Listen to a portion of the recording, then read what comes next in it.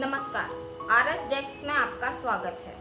तो चलिए बढ़ते हैं पहली खबर की ओर। हाल ही में विश्व स्वास्थ्य संगठन ने कोविड-19 वायरस के हवा के माध्यम से फैलने को लेकर संभावना जताई थी। इस आशंका के बाद हवा को वायरस फ्री करने की दिशा में भी प्रयास तेज हो गए हैं। इसी दिशा में आईआईटी कानपुर के इमेजनरी विभाग ने एक ऐसी डिवाइस विकसित की है जो 15 मिनट में ही 10-10 वर्ग फीट के कमरे को कीटाणु रहित कर देगी। शुद्ध नामक यूवी सैनिटाइजिंग डिवाइस है जो कमरे की हवा को कोरोना वायरस सहित दूसरे वायरस के संक्रमण से मुक्त कर देगी। इस बारे में बताया गया है कि यह एक स्मार्टफोन संचालित हैंडी एंट्रोवायलेट इंफेक्शन हेल्पर है जो एक छोटे कमरे को वायरस फ्री बना सकता है। इस डिवाइस की सहायता से लोग अपने आसपास के वातावरण को एक निश्चित दूरी तक वायरस फ्री कर सकते हैं। शुद्ध नामक इस डिवाइस की मदद से अधिक लोगों की उपस्थिति वाले स्थानों जैसे होटल, मॉल, स्कूल, ऑफिस सहित घर को भी वायरस फ्री किया जा सकता है।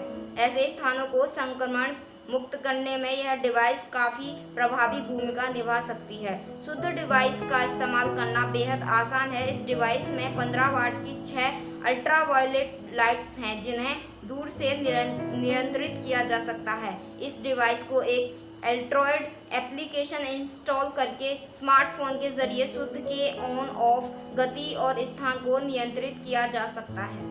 वहीं दूसरी ओर अमेरिकी राष्ट्रपति डोनाल्ड ट्रंप ने एक भारतीय सॉफ्टवेयर इंजीनियर सुधा सुंदरी नारायण समेत 5 लोगों को अमेरिकी नागरिकता दी। ट्रंप ने उन्हें कार्यक्रम में नागरिकता प्रमाण पत्र भी सौंपा। ट्रंप ने कहा, नारायण अपने पति के साथ अमेरिका में 13 वर्ष पूर्व आईं और शानदार काम कर रही हैं। राष्ट्रपति ने सुधा को भारत में जन्मी एक अभूतपूर्व सफल शख्सियत बताया। राष्ट्रपति बनने के बाद ट्रंप लगातार अवैध इमिग्रेशन के खिलाफ रहे हैं। ऐसे में इस कार्य को अहम माना जा रहा है। ट्रंप ने भारतीय सॉफ्टवेयर इंजीनियर सुधा सुंदरी नारायण के बारे में कहा, आपने नियमों का पालन किया, आपने अपना इतिहास सीखा, हमारे मूल्यों को अपनाया और खुद को सबसे ज्यादा ईमानदार साबित किया। राष्ट्रपति ने सुधा के साथ सूडान, बोलीविया, लेबनान और घाना के भी एक नागरिक को अमेरिका की नागरिकता के प्रमाण पत्र सौंपे। ट्रंप ने इस दौरान कहा, इन आव्रजनकों का शानदार देश में स्वागत है जहां हर नस्ल, धर्म और रंग के लोग हैं। ट्रंप ने व्हाइट हाउस में इस समारोह की मेजबानी की और समारोह का वीडियो मंगलवार को रिपब्लिकन नेशनल कन्वेंशन की दूसरी रात को चलाया गया। व्हाइट हाउस में आयोजित कार्यक्रम के दौरान सुधा सुंदरी नारायण ने गुलाबी रंग की साड़ी पहने हुए थी। इसी दौरान ट्रंप ने उनकी अमेरिकी नागरिकता का प्रमाण पत्र भी उन्हें सौंपा और कहा, आपने दुनिया की सबसे बेशकीमती संपत्ति अर्जित की है। यह अमेरिकी नागरिकता कहलाती है जिससे बड़ा कोई सम्मान या विशेषाधिकार नहीं है। वहीं तीसरी ओर बात जब निजता की है तो कानून पति और पत्नी के संबंधों पर भी लागू होगा। केंद्रीय सूचना आयोग ने इस बारे में एक फैसला दिया है कि पति द्वारा फाइल किए गए आयकर रिटर्न का ब्यौरा पत्नी को नहीं दिया जा सकता। यह आरटीआई कानून की धारा 81J के तहत छूट के दायरे में आएगा। केंद्रीय सूचना आयोग ने आदेश में कहा, आयकर विभाग में किसी व्यक्ति की ओर से दायर किया गया आयकर रिटर्न सार्वजनिक गतिविधि नहीं है। यह एक कर्तव्य है जिसका व्यक्ति राज्य के प्रति निर्वहन करता है, जैसे टैक्स की अदायगी। ये सूचना आवेदक को नहीं दी जा सकती। इसमें कोई व्यापक जनहित शामिल नहीं है। इस मामले में पत्नी ने आयकर विभाग में आरटीआई अर्जी दायर कर अपने पति के आयकर रिटर्न की जानकारी मांगी थी जिसके साथ उसके संबंध खराब चल रहे थे। आयकर विभाग ने इस याचिका को यह कहकर खारिज कर दिया कि आयकर रिटर्न गोपनीय होता है और इसे आरटीआई की धारा 81J के तहत छूट प्राप्त है। मामला केंद्रीय सूचना आयोग तक आया और सूचना आयुक्त नीरज कुमार गुप्ता ने सुप्रीम कोर्ट के फैसले में दी गई नज़ीर का हवाला दिया और कहा कि पत्नी और पति के निजी झगड़े में धारा 81J के संरक्षण को तब तक नहीं हटाया जा सकता जब तक आवेदक यह साबित न कर दे कि इस खुलासे में बेहद व्यापक जनहित शामिल है। वहीं चौथी ओर फिटनेक कंपनी मुद्रा फिटनेक क्रेडिट कार्ड फिटकॉम नाम से देश में एक ऐसा प्लेटफॉर्म लेकर आ रही है जो पहली ऑनलाइन उधार की दुकान होगी और इसकी शुरुआत आज 28 अगस्त से होगी। कंपनी ने कहा है कि यह दुकान आज 28 अगस्त से चालू होगी। देश की टियर 2, 3, 4 और 5 शहरों में ग्राहकों को अभी खरीदो भुगतान बाद में की सुविधा प्राप्त होने जा रही है। वे बगैर ब्याज या प्रोसेसिंग फीस के ही खरीदारी कर सकेंगे। आर्थिक दृष्टि से फिटकॉम अर्थात कॉमर्स और फाइनेंस का मिश्रण बहुत आवश्यक हो गया है।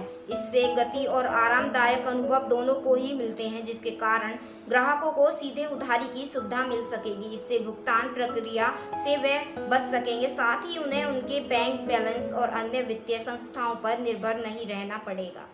वहीं 5वीं ओर मोदी सरकार के महिला एवं बाल विकास मंत्रालय ने बच्चों, व्यक्तियों और संस्थाओं से प्रधानमंत्री राष्ट्रीय बाल पुरस्कार 2021 के लिए नामांकन आमंत्रित किए हैं। आधिकारिक बयान के मुताबिक प्रधानमंत्री राष्ट्रीय बाल पुरस्कार की स्थापना देश के मेधावी बच्चों, व्यक्तियों और संस्थाओं को सम्मानित करने के लिए की गई थी। ये पुरस्कार 2 श्रेणियों के अंतर्गत दिए जाते हैं: बाल शक्ति पुरस्कार और बाल कल्याण पुरस्कार।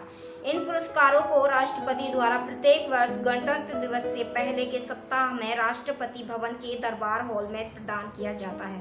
प्रधानमंत्री द्वारा भी पुरस्कार विजेताओं को सम्मानित किया जाता है। बाल शक्ति पुरस्कार के विजेता नई दिल्ली के राजपथ पर 26 जनवरी को गणतंत्र दिवस परेड में भी हिस्सा लेते हैं। बाल शक्ति पुरस्कार का उद्देश्य नवाचार, शैक्षणिक, खेल, कला और संस्कृति, समाज सेवा और बहादुरी सहित विभिन्न क्षेत्रों में असाधारण कार्य करने वाले बच्चों को मान्यता प्रदान करता है। वहीं 6ठी ओर राष्ट्रीय स्वयंसेवक संघ RSS से जुड़े सहयोगी संगठनों ने ऑनलाइन शिक्षा से गरीब बच्चों को जोड़ने की दिशा में उन्हें तकनीकी संसाधन उपलब्ध कराने की तैयारी की है। दलित और वनवासी इलाकों में जरूरतमंद बच्चों का सर्वे कर संघ सामाजिक सहभागिता के जरिए उन तक संसाधन पहुंचाने की कोशिश कर रहा है, ताकि सुदूर इलाकों में रहने वाले बच्चे ऑनलाइन शिक्षा में ना पिछड़ें। वहीं 7वीं ओर laureates and leaders for children corona संकट काल में दुनिया भर के बच्चों को शोषण और हिंसा से बचने के मकसद से 9-10 सितंबर 2020 को वैश्विक शिखर सम्मेलन आयोजित करेगा। इस वैश्विक आभासी सम्मेलन में दुनिया के उन 20% उपेक्षित और हाशिए के बच्चों की समस्याओं और उनके निवारण पर चर्चा की जाएगी, जो कोरोना संकट से सबसे ज्यादा प्रभावित हैं। कोरोना महामारी से उपजे स्वास्थ्य और आर्थिक संकट ने सबसे ज्यादा समाज के वंचित और अति पिछड़े तबके के लोगों को ही प्रभावित किया है। आशंका है कि इसकी वजह से बाल श्रम और बाल दुर्व्यवहार के साथ साथ बच्चों का यौन शोषण भी बढ़ेगा। इस सम्मेलन में नोबेल पुरस्कार विजेताओं के अलावा दुनिया के हर एक क्षेत्र के प्रमुख अंतर्राष्ट्रीय हस्तियां भाग लेंगी। Laureus and leaders for children नामक संस्था की स्थापना भारत के नोबेल शांति पुरस्कार से सम्मानित बाल अधिकार कार्यकर्ता श्री कैलाश सत्यार्थी ने की है।